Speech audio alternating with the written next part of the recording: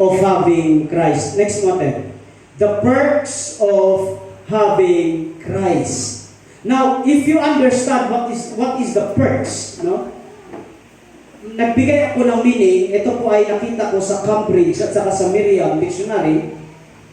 Ang sabi po ng Merriam Dictionary, eyes on the blackboard, ang sabi po dyan, ang perks daw, this is something extra, okay, that someone receive in addition to regular pay for a doing job. This is Merriam Dictionary. So in short, maliban sa sweldo nimo, maliban sa sahod mo, meron pang another bonus. Meron pang another perks na ibinibigay sa inyo. Ito ay iba pa doon sa tinatanggap mo na monthly. Nahihinig mo ba lahat? Iba pa ito sa tinatanggap mo monthly. Ito po ay isang kanagdagan, bonus, ika nga. Sa mga nagtatrabaho, may bonus na ba? Wala. Wala. Every December, meron po kayong natawag na 13-month pay. That is not regular payment or salary. That is perks. Kasama po yan sa perks ng iyong pagtatrabaho. Iba yan sa pinakasahod mo, kundi bonus. Okay? So, ang topic natin, ang sabi ng Cambridge, something given in addition to what is ordinarily expected or owed. Ibig sabihin, may in-expect ka na sahod, pero may dagdag, may bonus. So in short, meron daw nangyayari, may bonus daw the moment that we accept Jesus Christ. Because ang pinaka-nangyari nung tinanggap natin si Jesus, number 1, salvation. Can I hear amen? Lahat tayo ay niligtas ng Diyos. Yun yung pinaka-importante sa lahat. Mga kapatid, hindi po blessing. Hindi po healing. Hindi po. Hindi po miracle. Ang problema sa atin, ang akala natin na pag tinanggap natin si Jesus Christ, ang nasa mind natin is what? Number 1, blessing. Number 2, healing. Number 3, miracle. Hindi po. Sapagkat nung tinanggap mo si Jesus Christ, ang nag-activate sa atin, walang iba kundi salvation.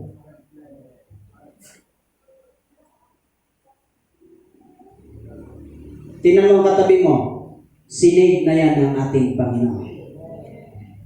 Na pag tayo ay gunawin ng mundo, pag tayo po ay mamatay ngayon, I can assure you, langit tayo makikita. Amen. May kanta, walang bumbero sa impyerno. Mainit sa impyerno. Pero salamat sa Panginoong Jesucristo, ikaw at ako magkita-kita tayo sa langit. Amen. Palakpakan natin ang Diyos. Paano natin masasabi na tayo ay langit? John chapter 3 verse, ang alam lang natin ay John chapter 3 verse 16. For God so loved the world. Kayo magbikas. 1, 2, 3, go. And whoever believes in Him shall not perish but have. Pero hindi nyo alam ang John 3:15. Kasunod niyan. Ang sabi sa John 3:15, na parito ang anak upang hindi hatulan ang sanlibutan, ngunit magkaroon ng buhay na walang hanggan. Paano mo masabi that you have eternal life? If you have Jesus in your life. Because Jesus is the giver of eternal life. Ayan, no? That everyone who believes in Him have eternal life. Amen. So, can we agree? Can we agree na ang pinaka-purpose ni Jesus, the moment na Siya ay pumarito sa mundong ito, the primary purpose is to save you and I. Amen. Sabihin mo sa iyong katabi para hindi ka maimpyerno. Tama, tapikin mo.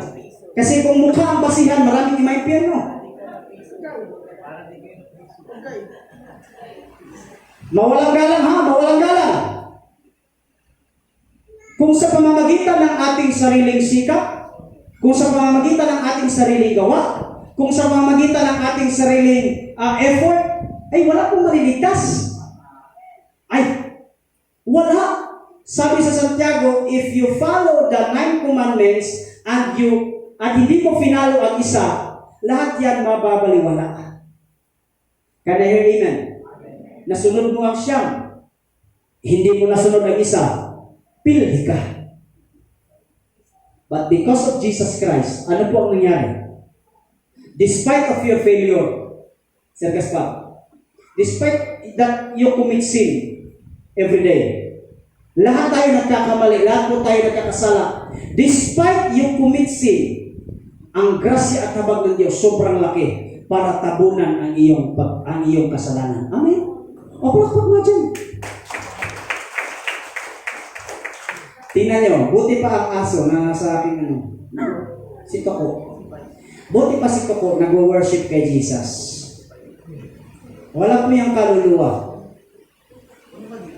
Walang kaluluwa yan. Baka may magsabi kayo sa akin, Pastor, ipag-pray niyo po ang aming aso. Anong gagawin ko sa prayer? Naway gumaling. Wala po yung kaluluwa, kapatid. Wala po yan. Aso is aso. Aso po yan. Tingnan mo ang katabi mo, kumukhang aso. Buti pa ang aso. May pa ang aso. May pa ang iro. Okay, now, the perks of having Christ. Pastor, ano ang bonus? Ano ang nangyari sa atin nung nagkaroon tayo ng Jesus sa ating buhay? Number one, our worship becomes sweeter. Our worship becomes sweeter. May kanta po tayo na The Sweet Aroma. Yung kanta po natin is, a heart that hides your word, so that sin will not come in. A heart that undivided by the one who rules and reigns. A heart that needs compassion, that pleases to my Lord.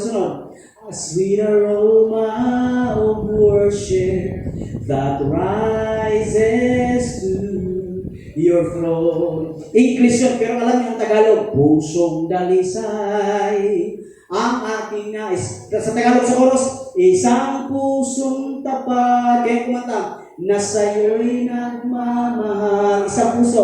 Isang pusong sa'yo'y walang alinlangan. Isang pusong tinitibok na ika'y parang alam. Sunod, handog ko'y papupuri.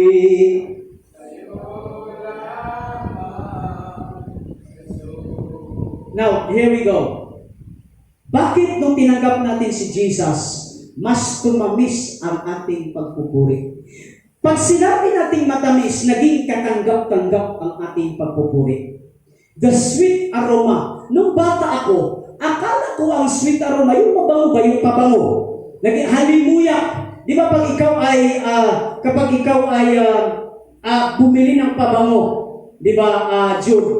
Pag bumili ka ng pabango, ang gusto, ay hindi ka pala bumibili ng pabango kasi ayaw ni Leslie. Yung mga mahilig magpabango ba? Di ba ang gusto natin is yung matagal mawala? Tapos may sinasabi pa tayo na oil-based. Grabe, di ba? Sa mga may nagbebenta dyan, nakalagay pa dyan, sir, ito ay oil-based. Pag oil-based, matagal mawala po ang amoy. So, ibig sabihin, nagpapabango ang isang tao para maamoy ng mga kasalubong niya na, wow, ang fresh naman niya. Hello, amen? Can I hear amen? Amen? Now, sa ating pagpupuri, meron din pong katanggap-tanggap na pabango sa ating Diyos. Hello? Para may nang amen. Hello? If I say hello, hi. Hello? Hi! Now, saan po nag-umpisa ang sweet aroma? Basahin po natin. Ito po kay Cain at saka kay Abel. Sino pong nakaalam sa kwento ni Cain at ni Abel? Si Cain at saka si Abel, sila po ay nag-offer sabay. Si Cain ay ang panganay, si Abel ang bunso. Si Cain nag-offer ng mga gulay. Si Abel nag-offer ng isang tupa. Sabay po silang nag-alay. Buong maghapon nagantay si Cain, hindi kinuha ang kanyang alay. Si Abel, the moment na pinatay niya ang tupa, sinunog niya ang, kayo ba? Ang puso ay naging mabango na aroma sa ating Panginoon. Can I hear amen? Can I hear amen? Amen? Sige ate, versikulo tayo. Genesis 8:21. And the Lord was pleased with the aroma of the sacrifice and said to himself, I will never again curse the ground because of the human race.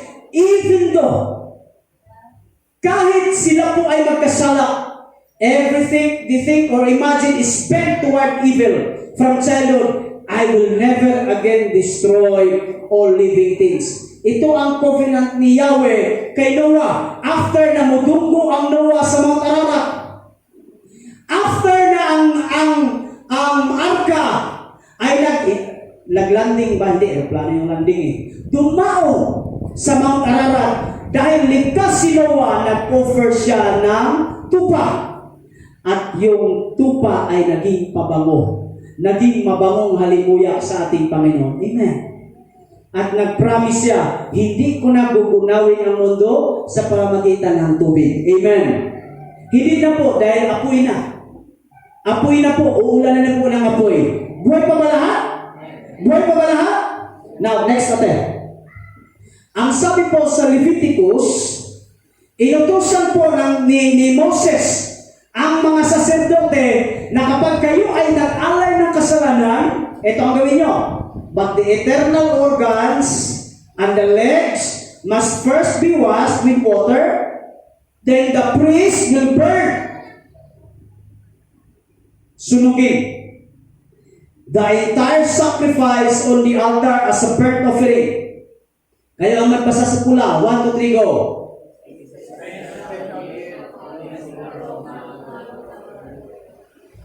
Alam niyo ba, na kapag nag-alay sa Diyos sa Old Testament, hindi pwedeng lataan. Sir Marcelino, alam niyo yung lata, yung ano ba yung, hindi pwedeng pakuluan. Isa lamang po at saka hindi pwedeng prituhin. Isa lamang po ang utos ng Diyos. Anong gawin? Subahol. Litsunun. Kaya no wonder, mas masarap po ang litsun manok kaysa po sa pritong manok. Amen. Lalo na pag Senior Pedro, mga Bisaya, sarap na sarap lang. Bakit masarap ang Senior Pedro? Bakit? Kasi sa tagline nila, once you tasted, forever wanted. Kuyaw kayo. Ang andoks, isa naman, masarap kahit walang sauce. Sabi ng andoks yan, di ba? Mga andoks ba? Yung andoks, masarap kahit walang sauce. Eh, ang mga Bisaya, mga dagway o sausawan. Oh, ang mga Bisaya, alam na alam ng mga Bisaya. Labi na ang mga Bulanon, kailangan ng sabaw. Magkahilira yan. Bulanon, Cebuanon, yung mga taga Dumaguete, mahilig sa sabaw yan. Suka nga, sinasabaw na eh. Oh, tuyo suka, ay grabe. Pagkaon ng mangga, maasim na yung mangga. Maasim na yung mangga. Tuyo, na may suka, na may kalamansi, grabe, gula-gula ng baba na ito ba? Tingnan naman na. Oh, kaya talo yung andok sa Senior Pedro. Oh, kasi ang Senior Pedro, once you tasted, forever wanted. Pag natikman mo nga naman ang Senior Pedro, babalik at babalikan mo. Iba talaga, amen? Anong sikreto? Sabi ng mga Bisaya, walang sikreto sa Senior Pedro. Ang lechon sa Senior Pedro, isa lang. Merong tanglad.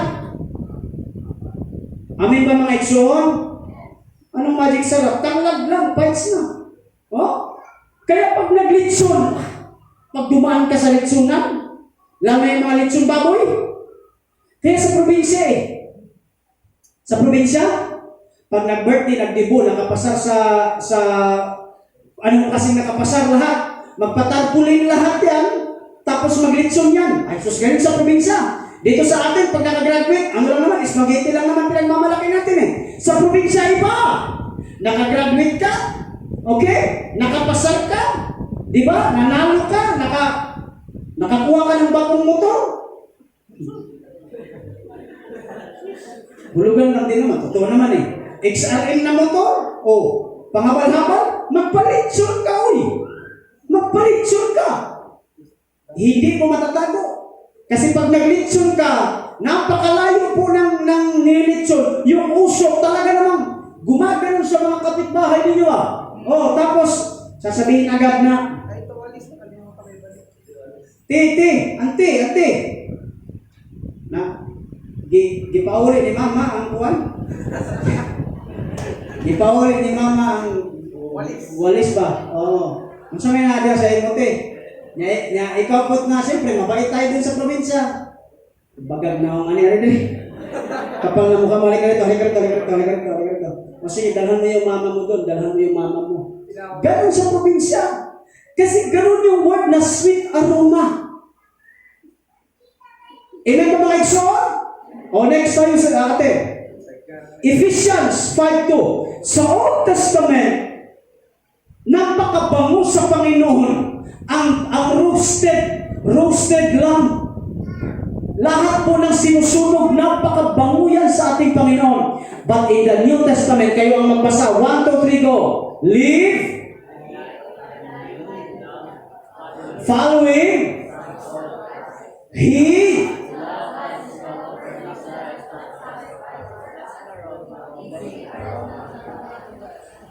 Jesus Christ, siya ang sumisimbolo na tupa na sinusunog sa Old Testament na sobrang bango sa ating Panginoon. Amen.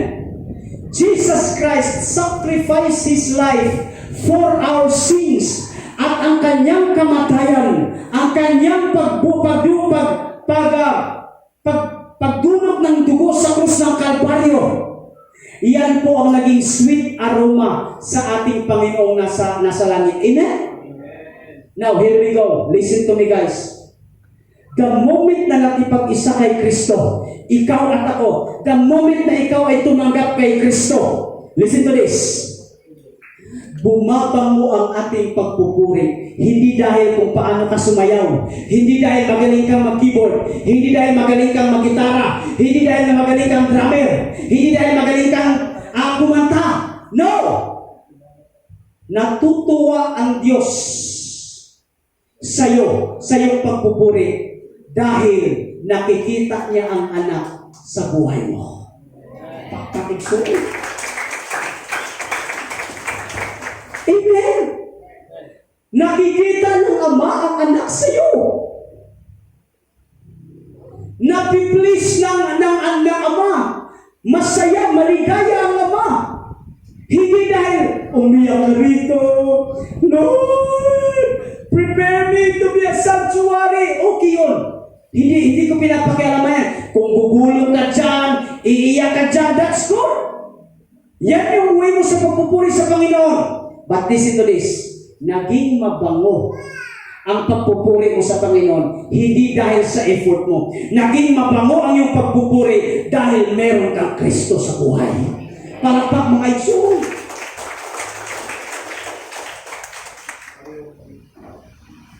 Hindi katanggap-tanggap ang ating pagpupuri.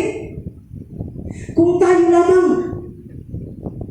katanggap-tanggap ang atong pagsimba, ang ating pagpupuri sa Panginoon dahil meron kang Kristo sa buhay. Amen? Pangalawang nangyari. Sige ate. Bilisan natin. Pangalawa, our fellowship has no barrier. Ang ating fellowship has no barrier. Sige nga. Ate, next verse. Pastor, ano ibig sabihin ng our fellowship has no barrier? Ephesians 2:12-13. In those days, sabi ni Pablo, noong unang panahon, You were living apart from Christ. Sabihin mo sa iyong katabi, wala ka pang Kristo noon. Come on, church. Tapikin mo, sabihin mo, wala kang Kristo noon. You were excluded from the citizenship among the people of Israel, and you did not know the covenant promises God had made to them. You live in this world without God and without hope. Now, look at the next verse. Kayo ang magbasa. 1, 2, 3, go! But now you have come united with Jesus. Once you were far away from God, but now you have been brought near to Him through the blood of Christ. Mga kapatid ko sa Panginoon, look at the effort of our Lord Jesus Christ. Nung wala pang Kristo, malayo ka kay Lord. You are a rebellious person. Kahit anong klaseng gawin mo para ikaw ay maging banal, hindi mo kaya. Hindi mo kayang pabanalin ang sarili mo. Kahit sa buong linggo ayaw mo magsinungaling. Sa buong linggo ayaw mo gumawa ng kasalanan. Kahit anong gawin mo, ikaw pa rin ay malayo sa Panginoon. Why? Anong sabi sa Roma? Sapagkat ang lahat ay nagkasala at hindi nakaabot sa kaluwalhatian ng Diyos. Tingnan mo ang iyong katabi. Makasalanan yan dati.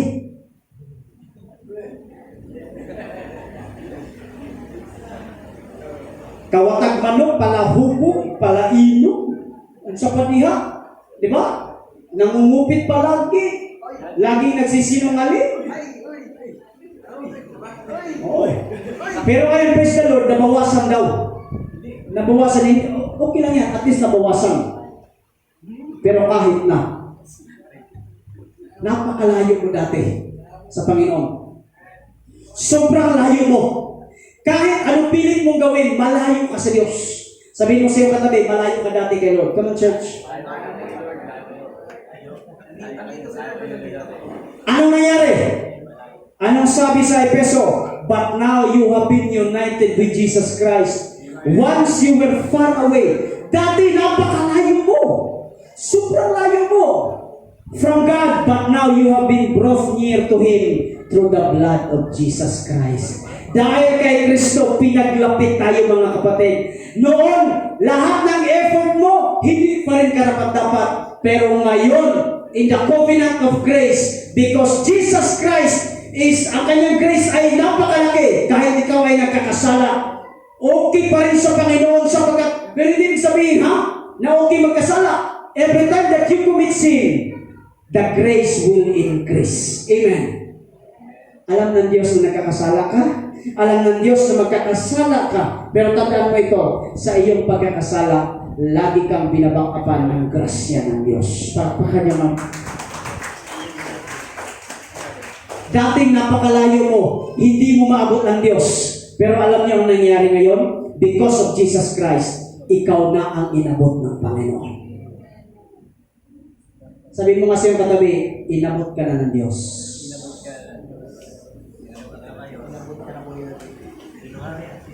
Next verse natin.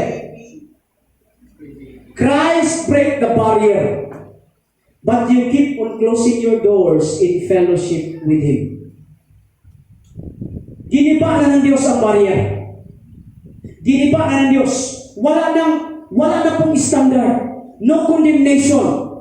Pero ang problema, ikaw, ayaw mong papasukin ang Diyos sa buhay mo. Tapikin mo ang katabi mo, sabihin mo, papasukin mo ang Diyos.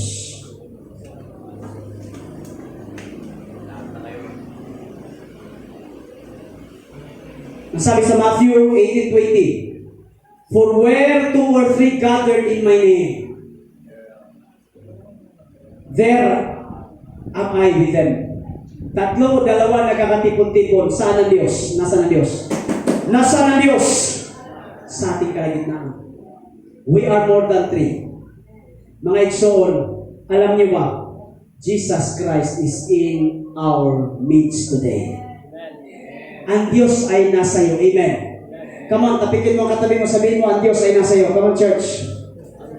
Sa likod, sabihin mo, ang Diyos ay nasa iyo. Sa harap yung mga natutulog, sabihin mo, ang Diyos ay nasa iyo. Anong sabi sa Hebrews 10:25? 1, 2, 3, go! And let us Let us not neglect our meeting together, as some people do, but encourage one another, especially as the day of the Lord is drawing near. Alam nyo, hindi nyo kasi naintindihan. God is one. Ang Diyos ay isa. Meron tayong iisang Diyos. May tatlong persona. God the Father, God the Son, and God the Holy Spirit. God the Father is not the Son. The Son is not the Holy Spirit. The Holy Spirit is not the Father. But they are working as one. Gising pa ba lahat? Before ka panilikha, ang sabi ng Diyos, let us create man according to our image. So kung ang Diyos nilikha tayo ayon sa kanyang kawangis, kawangis din po natin na magkaroon ng fellowship sa bawat isa. Amen. Pero nung ikaw ay nagkasala, nung kinain ni Eva at ni Adan ang prutas ng bayabas, anong nangyari? Bayabas, pinili tayo eh. Anong nangyari? Nahiwalay tayo sa fellowship ng ating Panginoon. Hallelujah! Hindi ka na makakalapit sa Diyos. Why? Merong barrier. Gusto mong lumapit Gaspar kay Lord? Merong barrier. Anong nangyari? Nawala ang fellowship, yung intimacy, yung fellowship natin sa Panginoon nawala because of sin. Anong ginawa ni Jesus Christ? Jesus Christ, siya ang naging tulay. Woo! Ang Diyos ang naging tulay. Si Kristo ang naging tulay upang ikaw at ang ating Panginoong Amang nasa langit ay magkaroon ulit ng fellowship sa bawat isa. Palakpakan mo. Tinanggal ng Diyos.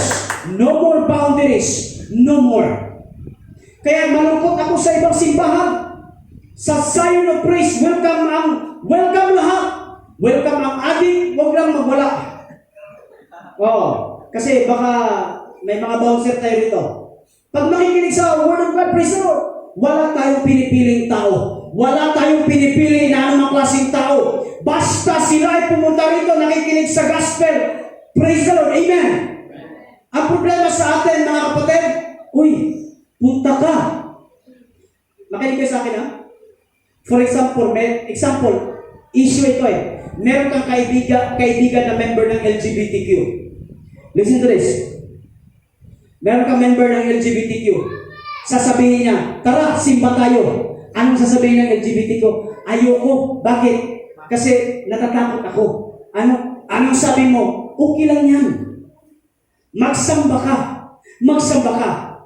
Why? Kasi ang in-offer mo hindi law. Ang in-offer mo ay grace. Because the law cannot transform the people. It's by the grace of God we have been saved. Palakpakan niyo ang Diyos.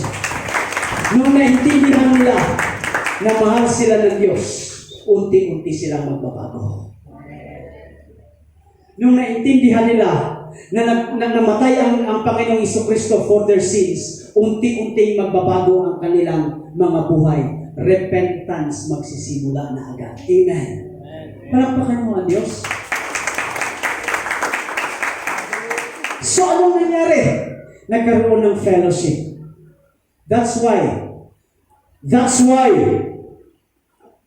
napaka-importante ang panambahan. Bakit? This is not only a culture. This is fellowship. Bakit kailangan natin pumunta ng simbahan? Kasi kailangan mo ako, kailangan nyo rin ako. Parehas na. Kailangan ko kayo, kailangan nyo rin ako. Kailangan natin ang isa't isa.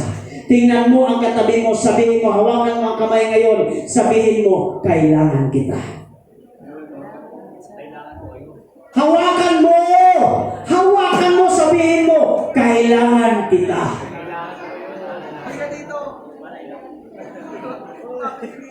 Walang Kristiyano na nag-iisa. Walang Kristiyano na nag-iisa. Pwede ba yung sa harap mo sabihin mo lang, sis, hindi ka nag-iisa.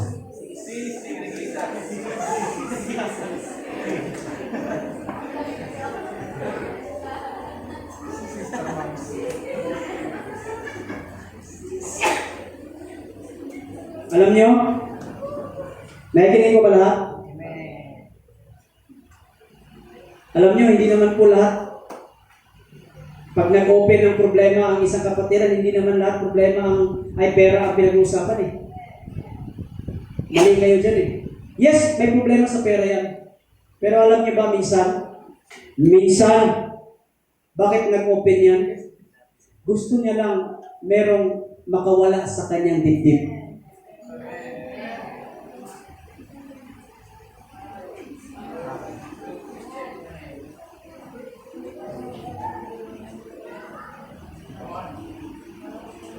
Kung ikaw yung napagsabihan, kung ikaw yung na hindi man nabuntungan, kundi kung ikaw, hello, isip pa ba lahat?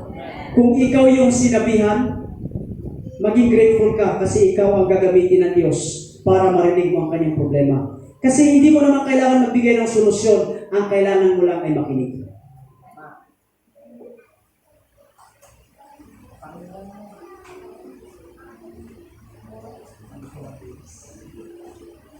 Because the people nowadays, we always listen to reply, but we never listen to understand. Alam niyo, pag nag-voice out yung mga plan ng mga mama natin, pag nag-voice out yan, yung sama ng loob nila, hindi naman yan naninira. Pag nag-voice out yan, video voice out lang nila, kaysa naman po nasa loob lamang. Tapos sasabihin mo, we are born again, we are one. Yung sama ng loob mo, sama ng loob ko. Tapos nagsabi ng sama ng loob, sasabihin, sis, sabi ng Lord sa akin, hindi ko pwedeng pakialaman ang problema na binigay sa iyo. May ganon. May ganon. Yung problema mo, problema ko. Yung problema ko, problema mo. Yung problema ng simbahan, problema nating lahat. Why? Kasi ang katagumpayan ng Panginoon, katagumpayan nating lahat. Palakpak ang mga iso. Ulitin ko, hindi naman kailangan nila lang kasagutan. Ang kailangan nila is ma-feel nila na hindi sila nag-iisa. Now let me tell you, sa lahat ng mga may problema, hindi kayo nag-iisa. Kasi yung problema mo, problema ko rin. Ang kagandahan ng fellowship, galing sa bahay mo, sabihin mo, Lord, naghahanap po ako ng kasagutan sa aking problema. Nung nakausap mo na si sister ganito, sis, anong problema mo? Ipag-pray natin. Nung narinig mo ang problema niya, na sobrang laki, ikaw ngayon na naghihingi ng payo, ikaw ngayon ang nagpapayo sa kanya, sis, kaya mo yan. Kasi minsan, ang kasagutan ng Diyos sa ating problema ay problema din.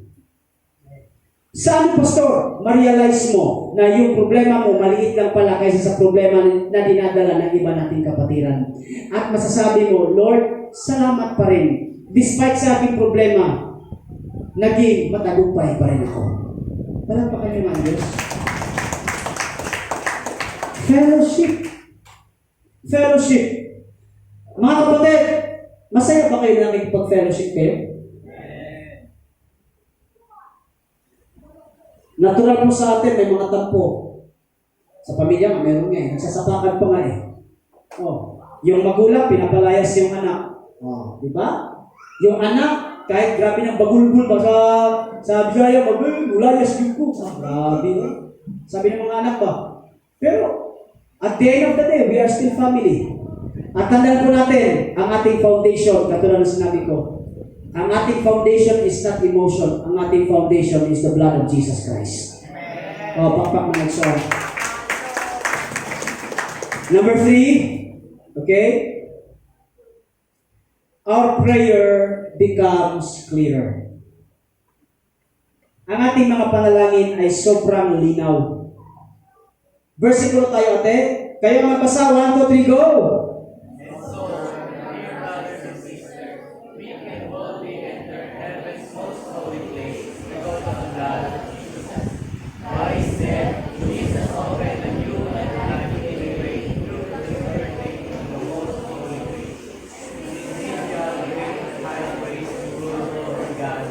Next, 1, 2, 3, go.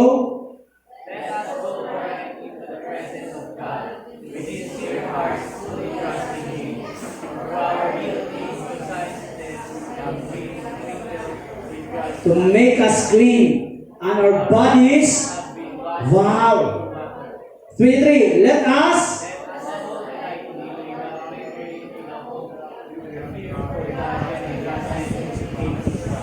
for God can be trusted to keep His promises. Bakit naging matamis ang ating panalangin? Bakit naging matamis? Listen to this. Nung wala ka pang Kristo, kahit anong prayer mo, dili yun na paminawon sa Ginoo. No. If you have no Christ in your life, kahit ikaw ay magdasal ng magdasal, ikaw po ay halos maglaslas na at patakan ng dugo para lamang digin ang iyong panalangin, hindi yan kayang digin ng Diyos. Why? Because of our sins. Anong sabi sa Isaiah? Because of your iniquities, yan ang naging hindrance para hindi marinig ng Diyos ang ating mga panalangin. Amen. But look at the verse. Anong sabi? Ate, next mo. Look at the Ephesians 2:18. For through Christ, we have both access in one Spirit to the Father. Nagiging masarap ang ating panalangin, it's because of Jesus Christ. Can I hear amen? Can I hear amen? Can I hear amen? May isang gwardya. May isang gwardya. Iyak siya ng iyak sa gate doon po sa White House sa Amerika. True story. Iyak siya ng iyak. He's a veteran. Gusto niya makita ang presidente. Wala siyang appointment. Iyak siya ng iyak. Iyak siya ng iyak. May isang batang lumapit. Sabi niya, bakit ka umiiyak, tay? Sabi niya, napakahirap pala na makita ang presidente. Sobrang daming bantay. Ang sabi ng bata, oo nga po eh. Sobrang hirap talaga makita ang presidente. Sabi ng bata, halika. Hinawakan niya ang kamay ng tatay. Pagpasok sa unang gate, walang sumita. Walang sumita. Nagtaka ang tatay, bakit walang sumita? Sa grabing gwardya na nakatutok. Walang pakialam ang mga gwardya. Nung pumunta na po doon sa yard, sa outer court, maraming mga gwardya, palibot-libot lang. Nagtaka yung tatay na sundalo, sabi niya, ano nangyari? Bakit walang sumita sa akin? Habang hawak-hawak ng kamay ng bata, pagpasok nila sa pinakamalaking pintuan ng White House sa Amerika, sa Washington DC, sabi ng gwardya, welcome sir. Sabi ng tatay, ano nangyari? Habang dala-dala siya ng anak. Pagpunta doon sa inner court kung nasaan opisina ng presidente, sabi ng anak, ang papa niya ay si Lincoln, President Lincoln. Sabi niya, Pa, merong gustong makipagkita sa iyo. Ang taong ito, merong appointment sa iyo. Kung wala kang Jesus Christ, walang magdadala ng iyong panalangin sa paanan ng Ama. Alam niyo ba mga minamahal kong kapatid, every time we pray, hawak-hawak natin, halika rito kuya, tumayo ka. Habang tayo nagpipray, hawak-hawak tayo ng Panginoong Jesucristo at dinadala ang ating mga panalangin sa paanan ng Ama, mga kapatid, upang ang ating mga panalangin ay maging matamis sa paningin ng ating Ama. Amen! Hallelujah! Praise the Lord! You are not worthy, you are a sinner, but because of Jesus Christ, alam ni Jesus Christ ang pangangailangan mo. Alam ni Jesus Christ ang struggle mo. Alam ng Diyos kung ano ka. But because Jesus Christ is holding your hands, dadalhin ka doon sa trono, sa bulwagan, sa palasyo ng ating Amang nasa langit. Palakpakan niyo ang Diyos. We have access. The angels, yung anghel, nung ikaw ay lumapit papunta doon sa paanan ng Ama, sabi ng anghel, okay, go, pass. Why? Why? It's not because of your effort. Hindi po ibig sabihin, kahit ikaw po ay lumuha na ng dugo, kahit sobrang haba na ng iyong panalangin, kung wala kang Kristo, you are nothing. It's the power, it's the blood of Jesus Christ na nagkaroon tayo ng access sa ating Ama sa langit. Parapakan niyo ang Diyos. Last but not the least, sige ate. No more standard. No more standard. Okay? To love the others. Wala nang standard. Alam nyo, ganito yan eh. Ang love ng mundo, kakaiba sa love ng Diyos. Ang love ng mundo is ganito. I will love you as long as you love me. May kanta ko dyan. As long as you love me, who you are, where you from. Diba? I don't care who you are. Grabe. Maka 90s. Labas maka 90s. Diba? I don't care who you are, where you from. Ang sunod. As long as you love me. Okay lang. Kahit saan ka galing. Ano man pa. Basta mahal mo ako. Eh paano pag dumating ang panahon na hindi mo na siya mahal? Na hindi ka na mahal? Hindi mo na rin mamahalin? The love, the standard of love sa mundong ito. Listen very carefully. I will love you as long na mahal mo ako. Pero ang standard ng Diyos, mamahalin mo pa rin yan kahit hindi ka mahal-mahal yan. Iibigin mo pa rin yan kahit hindi ka ibigyan. Bakit? Kasi una ka ng minahal ng Diyos. Palakpakan nyo. Because it's only on the basis of God's love that we can love others. It's only the basis of God's forgiveness. That's why we can forgive others. Because, kapatid, kung hindi mo natutunan na ikaw ay pinatawad ng Diyos, hindi mo rin, wala ka rin karunungan na magpatawad sa iba. Amen ba mga bata? Amen ba? Amen. Yung pagmamahal natin sa ating asawa, sa ating mga uya, girlfriend, boyfriend, believe me, that is conditional. Ay. Ako, medyo bata pa ako sa pag-ibig, pero kasi papunta pa lang kami. Kaya matatanda na kayo sa pag-ibig, yung mga matatanda na rito. But the love of a person is conditional.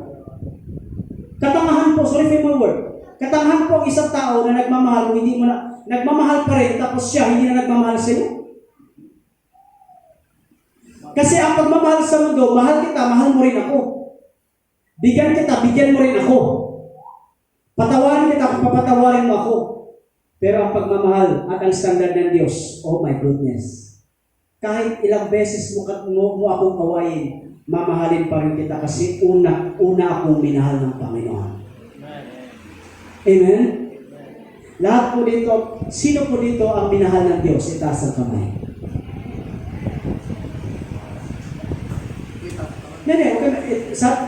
Yung feel nila na minahal sila ng Diyos. Not only feel, but they know na minahal sila ng Diyos. Salamat po. Dito ako magtatapos. Problema sa atin, when it comes in offering, pag sinabi ng Diyos, give your tithes, give your offering. Yes, Pastor. Mag-ministry ka? Yes, Pastor. Mag-evangelize ka? Yes, Pastor. Pero pagdating sa tanong, patawarin mo ang iba. Ang bot, Pastor. Napaka-selective natin. Pwede bang, for the last time, hawakan mo ang iyong katabi? Come on, church. Sabihin mo, pinatawad na kita.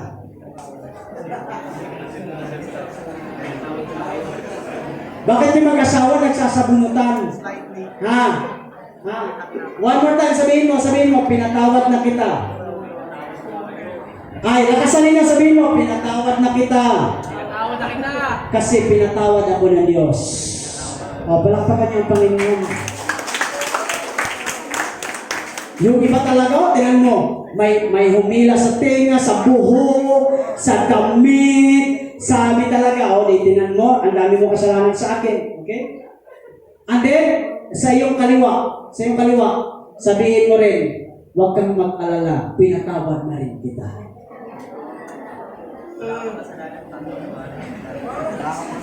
Amen? Amen? Now, dito ako magtatapos mga igsoon. Okay? Masarap po na merong Kristo sa buhay. Amen. Amen? Now, mahal ba natin ang Diyos? Sa lahat ng mga nagsasabi na mahal natin ang Diyos, for the last time, pwedeng hawakan mo yung kamay ng iyong katabi, kung sino man yan. Last time to. At sabihin mo, mahal kita. Dahil mahal ako ng Diyos. Palakpakan natin ang Panginoon.